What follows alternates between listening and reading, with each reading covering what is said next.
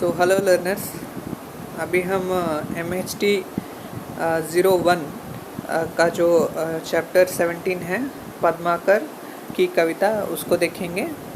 और उससे पहले एक बात आपसे कहना चाहता हूँ कि आपके जो प्रीवियस ईयर्स के पेपर्स हैं, जो 2020, फिर उसके बाद 2019, उसके बाद उससे पिछले वर्ष के जो पेपर्स हैं, ठीक है, तो पूरे मिला के आपके एक ईयर में आपको इग्नोर 2 टाइम्स आपका एग्ज़ामिनेशन सेशन होता है।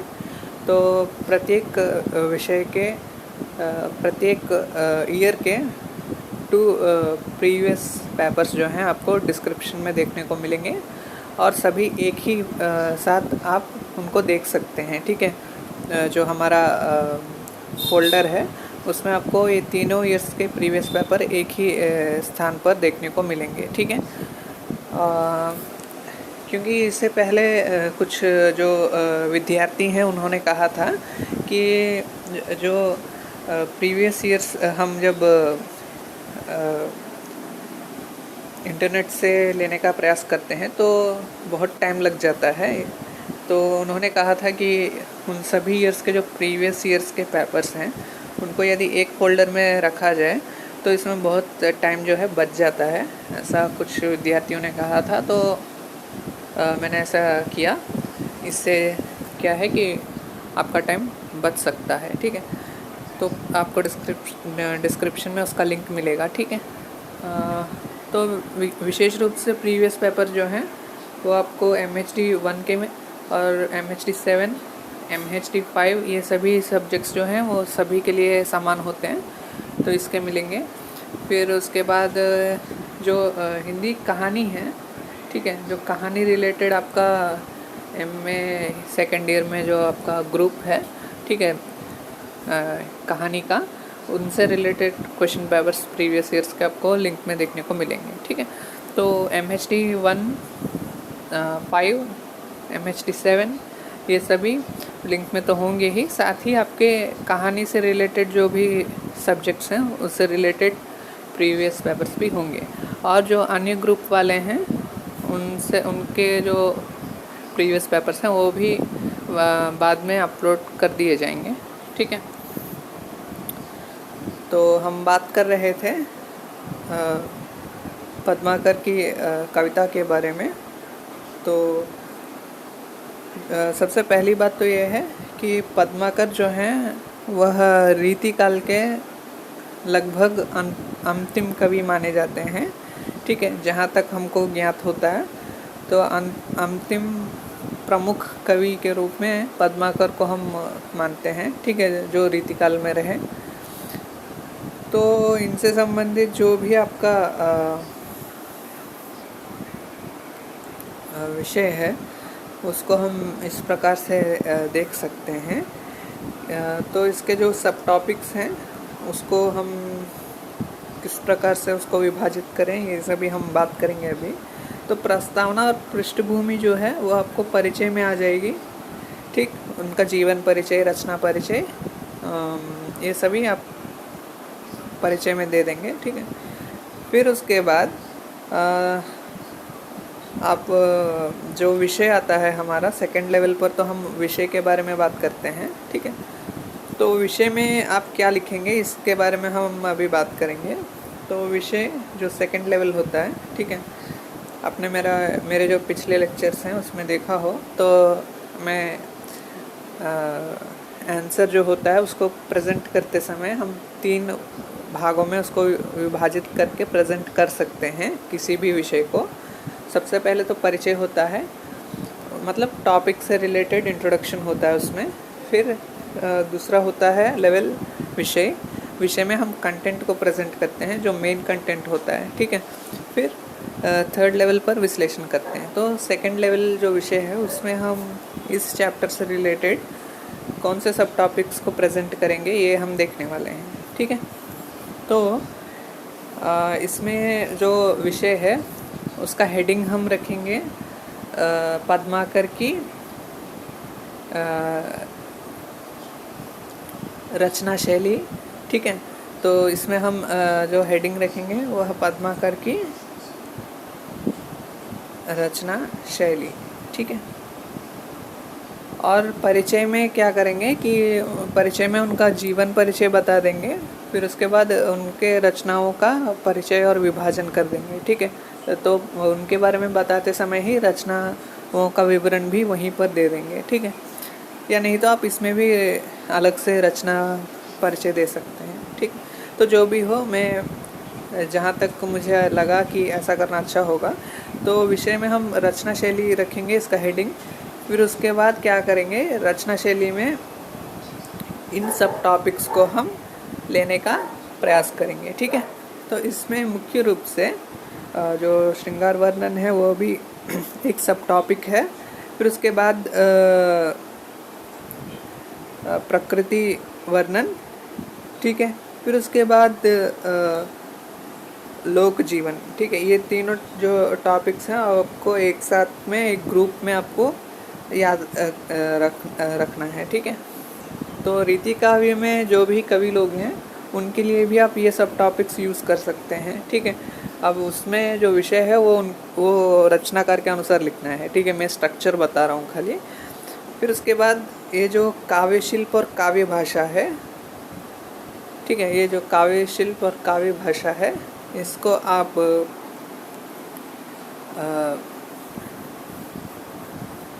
मतलब इन दोनों को आप एक ग्रुप में याद रखेंगे, ठीक है। रचना शिल्प और काव्य भाषा ये दोनों एक ग्रुप में याद करेंगे, ठीक है।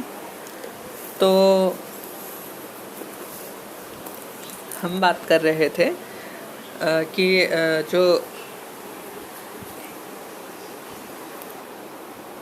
हम बात कर रहे थे कि ये जो आपके रचना शैली के जो 3 टॉपिक्स हैं इनके भी फिर सब टॉपिक्स बनेंगे बाद में। जैसे आपका जो अभी एक सब टॉपिक है, ठीक है, तो उसका फिर से विभाजन कर देंगे, संयोग वर्णन फिर वियोग वर्णन, इसमें हम इसको विभाजित करेंगे इस टॉपिक को। फिर प्रकृति वर्णन, ठीक है, तो प्रकृति वर्णन का तो कोई सब टॉपिक नहीं है। और फिर लोक जीवन, ठीक है, तो लोक जीवन के सब टॉपिक्स होंगे आपके भक्ति और वैराग्य, ठीक है। तो भक्ति और वैराग्य, ठीक है, तो ये आपके लोक जीवन संबंधी सब टॉपिक के विभाजन हैं, ठीक है। तो इस प्रकार से स्ट्रक्चर बना के चल रहे हैं हम। तो और एक बात है कि ये जो 3 सब टॉपिक्स हैं आपके, ठीक है, ये सभी आपको आते हैं भाव पक्ष में, ठीक है। ये सब भाव पक्ष हैं, मतलब याद रखने के लिए आप ऐसा याद रख सकते हैं, ठीक है। और ये जो काव्य शिल्प और काव्य भाषा है यह काव्य पक्ष है, ठीक है। ऐसा भी आप याद रख सकते हैं जिससे कि आपको जो आपका स्ट्रक्चर है आंसर का वो याद रहे, ठीक है। चलिए चलते हैं हम अपने टॉपिक में। तो सबसे पहली बात तो ये है कि जब हम इनका परिचय दे देंगे, ठीक है, तो परिचय में क्या है कि इनका जीवन इतिहास बताएंगे। फिर उसके बाद रचनाएं क्या हैं, रचनाओं का परिचय, ठीक है। तो ये जो हमारा पहला पैरा होगा पद्माकर का परिचय, ठीक है, तो उसी में जीवन परिचय रचना परिचय दोनों ही हम वहाँ समाप्त कर देंगे, ठीक है। तो इनकी रचनाओं को हम कैसे विभाजित कर सकते हैं वो देख लेते हैं, ठीक है। अब मैं जो हमारे इम्पॉर्टेंट कंटेंट है बुक में उसमें नहीं जा रहा हूँ क्योंकि वो थोड़ा विस्तार हो गया है बहुत, ठीक है। इस कारण क्या होता है कि जब भी उसको पढ़ाने का प्रयास होता है तो प्रारंभ एक जगह होता है, बताने का उद्देश्य कुछ और होता है, और वहाँ पढ़ाते पढ़ाते कहीं और निकल जाते हैं हम, ठीक है। मतलब इतना विस्तार हो गया है कि जो मुख्य उद्देश्य है पाठ का वही कहीं चला जाता है, ठीक है। इसलिए मैं संक्षिप्त में ही बताने का प्रयास करता हूँ जिससे कि हमारा जो मुख्य उद्देश्य है पाठ को समझना, उससे कहीं हम विचलित ना हो जाएं। ठीक, तो परिचय में जब जीवन परिचय समाप्त हो जाए तो रचना परिचय में हम उनकी रचनाओं को 3 प्रकार से विभाजित कर देंगे। ठीक है, तो वो क्या है? सबसे पहली बात, उन्होंने जो रचनाएं लिखी उसमें प्रशस्ति रचनाएं हैं।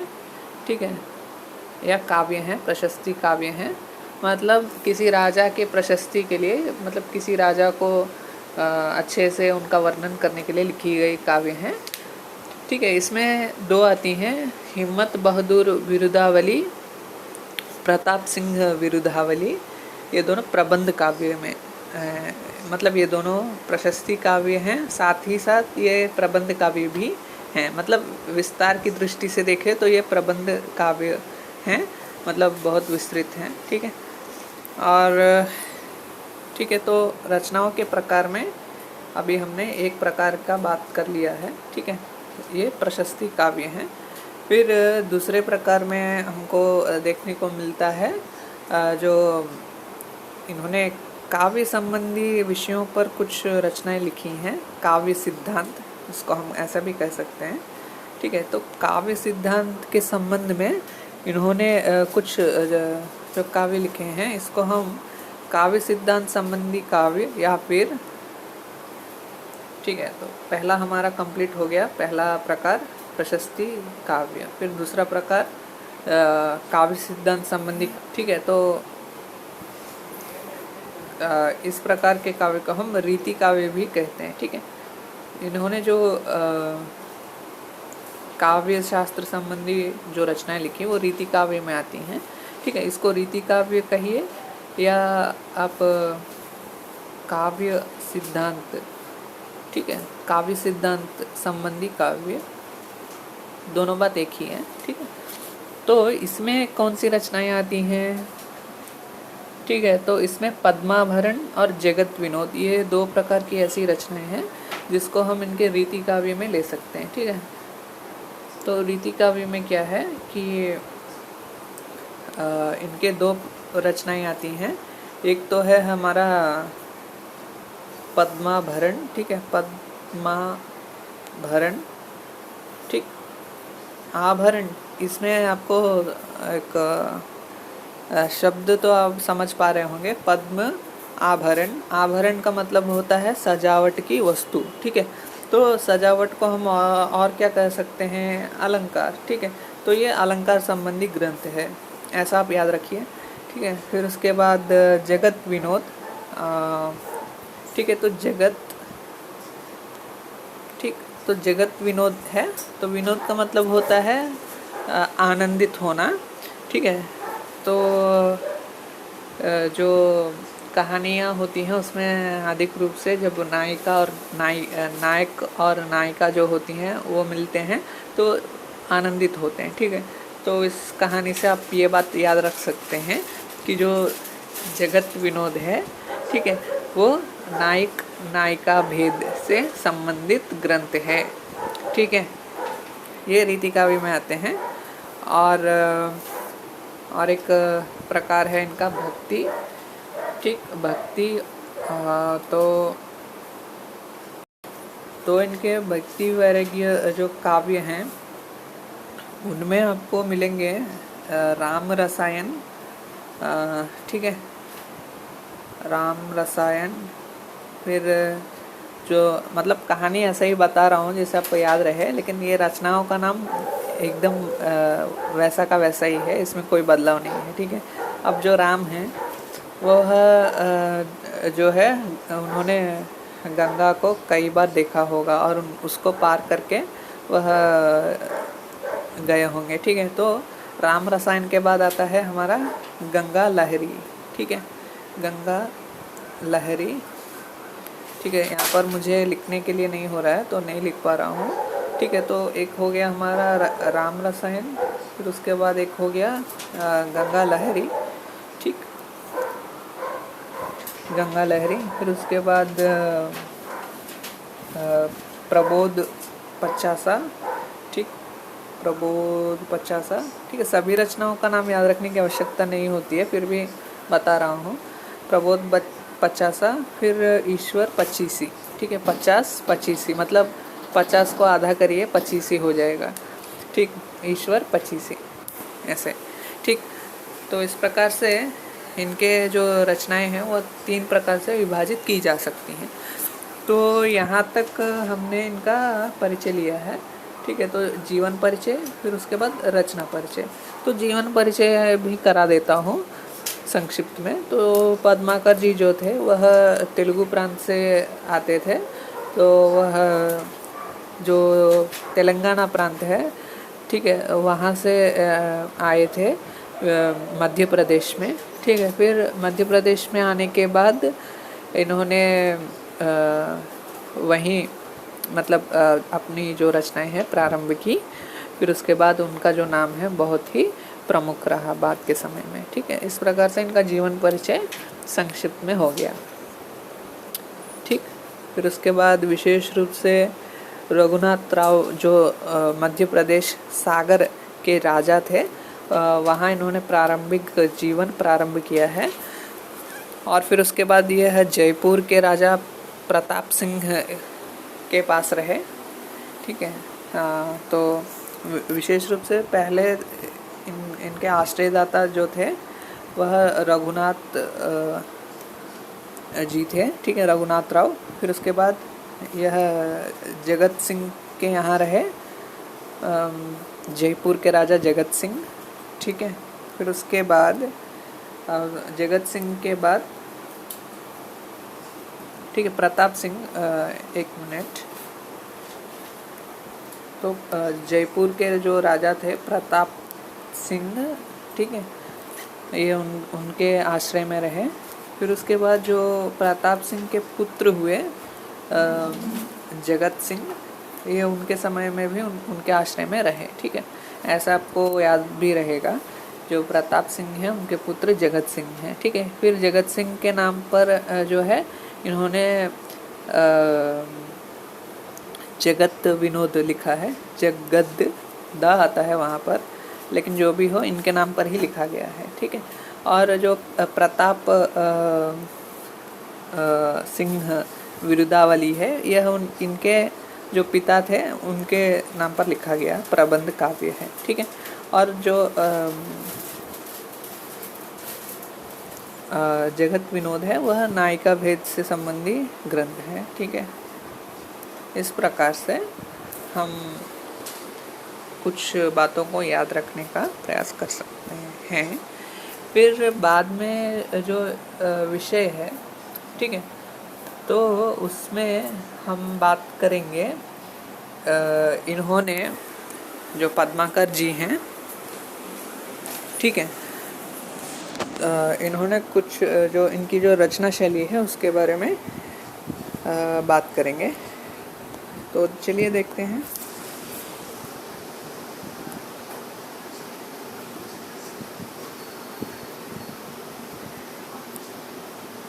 तो इनका जीवन परिचय देते समय हम कुछ इनके रेफरेंस भी दे सकते हैं। ठीक है, ये अपने बारे में बताते हैं इस प्रकार से। ये रेफरेंस है, इसको आप दे सकते हैं यदि आप देना चाहें तो। ठीक है, जब ये जयपुर से जो है वह बांदा जा रहे थे, ठीक है, जयपुर से ये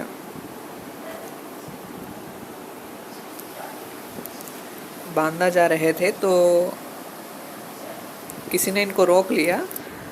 तो उन्होंने अपना परिचय इस प्रकार दिया कि नाम पद्माकर, डरो मत को भैया। ठीक है, मतलब नाम मेरा पद्माकर है, डरो ना कोई भैया। ठीक है, हम कविराज हैं प्रताप महाराज के। ठीक है, ये तो समझ में आ गया होगा कि हम जो हैं, मैं जो हूँ वह एक कवि हूँ प्रताप सिंह महाराज का। ठीक है, इस प्रकार उन्होंने अपना परिचय दिया है। तो उनके जीवन परिचय में ये रेफरेंस हम दे सकते हैं, क्योंकि वो कविता भी हमको समझ में आती है। तो विषय में चलते हैं, जो हमारा मेन कंटेंट होता है। तो विषय में क्या है कि इन्होंने इनकी जो रचना शैली है उसके बारे में हम बात करेंगे। तो विशेष रूप से जो श्रृंगार वर्णन है उसमें वियोग संयोग दोनों का वर्णन इन्होंने किया है। फिर उसके बाद प्रकृति वर्णन, लोक जीवन, ये तीनों इनकी रचना शैली के अंतर्गत पहले पार्ट में आते हैं। फिर दूसरे पार्ट में इनका काव्य पक्ष आता है। काव्य पक्ष में काव्य शैली, काव्य भाषा दोनों आते हैं। ठीक है, तो आपको याद रखना यही है। ठीक है, तो इनकी जो रचना शैली है उसको हम 2 पार्ट में डिवाइड करेंगे। भाव पक्ष में 3 टॉपिक्स आएंगे, श्रृंगार वर्णन, फिर लोक जीवन, प्रकृति वर्णन। ठीक, फिर काव्य पक्ष में 2 सब टॉपिक्स आएंगे, काव्य शैली, काव्य भाषा। ठीक, तो इसमें आपको इससे संबंधित कुछ बातें आपको यहाँ पर इंट्रोडक्शन दी गई हैं।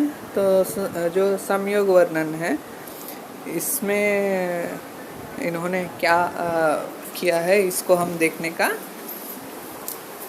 अभी प्रयास करते हैं। तो जो संयोग वर्णन है इनका मतलब जो जब नायक और नायिका दोनों का मिलन होता है तो संयोग वर्णन कहते हैं। ठीक है, तो इस संयोग वर्णन में इन्होंने विशेष रूप से जो है काव्य चित्र लाने का प्रयास किया है। अब आप कहेंगे कि काव्य तो काव्य होता है, उसमें चित्र की क्या बात आ गई। ठीक है, तो मतलब उन्होंने वर्णन ऐसा किया है कि जिसको पढ़ने से लगेगा कि हम कोई चित्र देख रहे हैं, ऐसा लगेगा। ठीक है, मतलब जैसे का तैसा वर्णन हो जाता है काव्य चित्र में। और फिर इनकी एक और विशेषता है संयोग वर्णन में, वह है माधुर्य की भावना। ठीक है, माधुर्य भावना एक इनकी विशेषता है। ये संयोग वर्णन में हम इन दोनों बातों का वर्णन कर सकते हैं। ठीक है, और फिर एक स्थान पर इन्होंने जो नायिका है उसका वर्णन करते हुए ये काव्य लिखा है। ठीक है, तो उसमें जो मुझे सरल लगा रेफरेंस देने के लिए वो बताता हूँ। ठीक है, पायन के रंग सो रंगी, जाति सी भांति ही भांति सरस्वती सेनी, परे जहाँ जहाँ वह बाल तहाँ तह ताल में हो तो त्रिवेणी। मतलब यहाँ पर कह रहे हैं कि जहाँ नायिका है वहाँ वह जब रंग जाती है तो सरस्वती के समान लगती है, और जहाँ वह अपने पैर को रखती है वहाँ नदियाँ बहती हैं। ठीक है, इसका संक्षिप्त में मतलब यही है। ठीक है, अब मैं अपना डिटेल में इसका एनालिसिस तो नहीं कर पाया, लेकिन सरल शब्दों में यही इसका मीनिंग निकलता है। ठीक है, तो ये थोड़ा याद करने में आसान होगा ऐसा मेरा मानना है, इसलिए मैंने इसको सजेस्ट किया है रेफरेंस के रूप में देने के लिए। ठीक है, फिर उसके बाद बहुत सारे रेफरेंसेस हैं, सभी का हम नहीं दे सकते रेफरेंस आंसर राइटिंग लिखते समय। ठीक है, क्योंकि एक तरफ तो आपको आंसर भी लिखना होता है और अधिक रेफरेंसेस को याद करेंगे तो भूल जाएंगे। ठीक, तो वियोग वर्णन में क्या होता है कि जो नायक और नायिका होती है जब वो दोनों एक दूसरे से दूर हो जाते हैं तो उसको वियोग कहते हैं। ठीक है, तो इस संबंध में जो वर्णन है वह जो पद्माकर हैं, ठीक है, तो उन्होंने कैसे किया है इसके संबंध में भी हम बहुत लिख सकते हैं। ठीक है, जो भी हो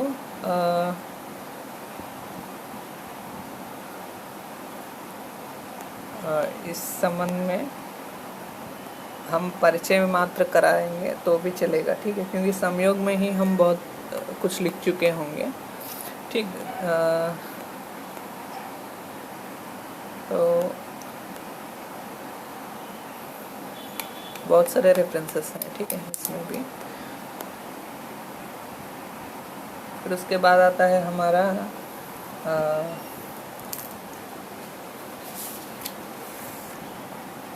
प्रकृति वर्णन। ठीक है, तो प्रकृति वर्णन के संबंध में अधिक रूप से क्या है कि षड ऋतुओं का वर्णन जो है वह किया गया है।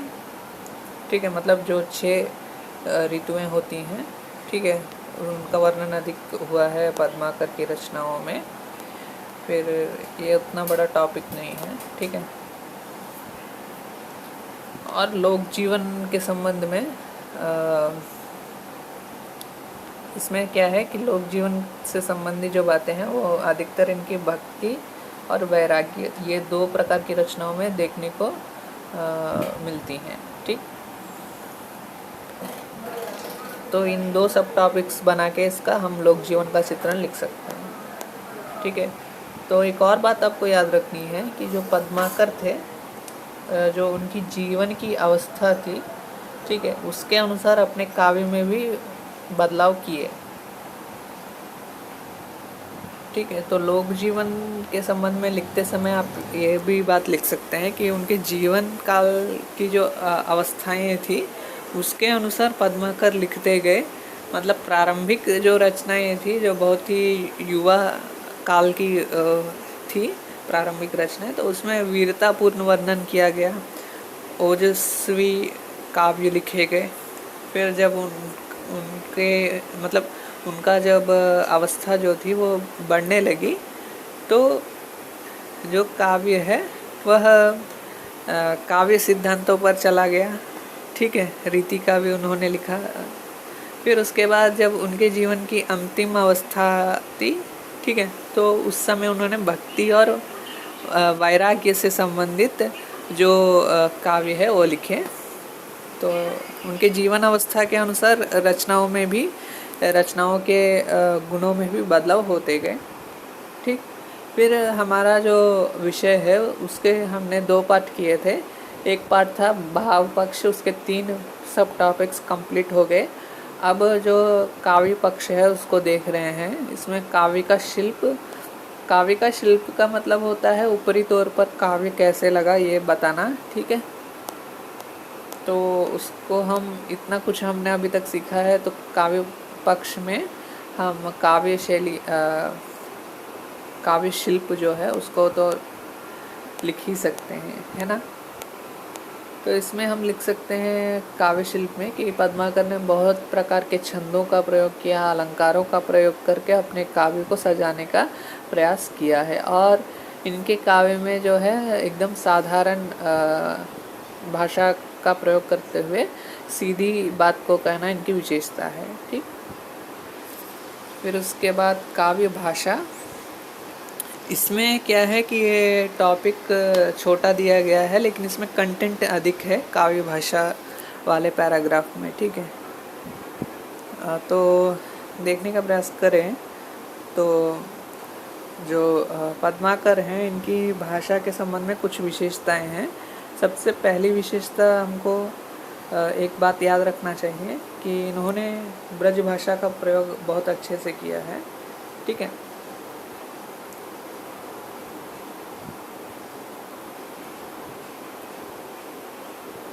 तो ब्रज भाषा का अच्छा प्रयोग देखने को मिलता है पद्माकर में। फिर उसके बाद सहज और प्रवाहपूर्ण शैली इनकी भाषा में है। और इनकी भाषा पर क्या है कि बुंदेली भाषा का भी प्रभाव, मतलब बुंदेली जो शैली है भाषा की वो भी देखने को मिलती है ब्रज भाषा के साथ। ठीक है, फिर उसके बाद इनकी भाषा की एक और विशेषता हम बात करें तो चित्रात्मकता है इसमें। ठीक है, चित्र जैसा इनके जो काव्य होते हैं उनको पढ़ने से चित्र जैसे लगते हैं। ठीक है, चित्रात्मकता। ठीक है,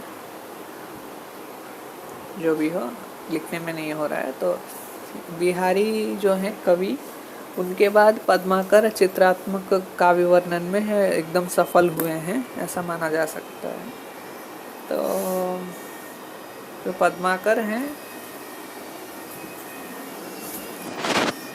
पद्माकर हैं वह अन्य रीति कवियों के समान दिखते हैं यदि हम उनका ऊपरी विश्लेषण करें तो, लेकिन इनकी कुछ विशेषताएं हैं। वह यह है कि इनकी जो भावनाएं हैं वह बहुत ही सीधी अभिव्यक्ति के माध्यम से व्यक्त हुई हैं। मतलब इन्होंने जो अपनी भावनाएं हैं उनको सीधे सीधे बता दिया है, ठीक है। तो उसके लिए हमको कुछ ज़्यादा विश्लेषण करने की आवश्यकता नहीं है। थोड़ा बहुत प्राचीन हिंदी, जो मध्यकालीन हिंदी है, उसको थोड़ा समझने का प्रयास करें तो पद्माकर की मतलब पद्माकर का जो काव्य है वो सरलता से समझ में आ जाएगा, ठीक है। तो इस प्रकार से हम अपने चैप्टर का समापन करते हैं, ठीक है। तो हमारा जो लेक्चर है पद्माकर की कविता से संबंधित वो यहाँ से समाप्त हो जाता है। एक बार हम देख लेते हैं कि हमने अभी तक क्या सीखा है, ठीक है। तो सबसे पहली बात तो ये है कि इसको हम 3 प्रकार से लिखेंगे। इसके आंसर प्रेजेंटेशन को हम 3 प्रकार से प्रेजेंटेशन देने का प्रयास करेंगे। परिचय, विषय, विश्लेषण। विश्लेषण जो होता है वो अपने आप लिखा जाता है, ठीक है। हमने अभी तक जो कुछ लिखा है उसका विश्लेषण कर रचना परिचय। फिर उसके बाद विषय में आपके 2 टॉपिक्स हैं इम्पोर्टेंट, भाव पक्ष, काव्य पक्ष। भाव पक्ष में 3 टॉपिक्स फिर से सब टॉपिक होंगे, फिर काव्य पक्ष में 2 सब टॉपिक्स होंगे, फिर उसके बाद विश्लेषण कर देंगे आप, ठीक है। तो इस प्रकार से आप इस चैप्टर को समझ सकते हैं। तो मेरा लेक्चर यहाँ से समाप्त हो जाता है। अगले लेक्चर में फिर से कोई अच्छा टॉपिक लेके उसका लेक्चर देने का प्रयास करूँगा। तो प्रीवियस पेपर्स जो हैं वो आपको डिस्क्रिप्शन में देखने को मिल जाएंगे। Okay, so thank you students.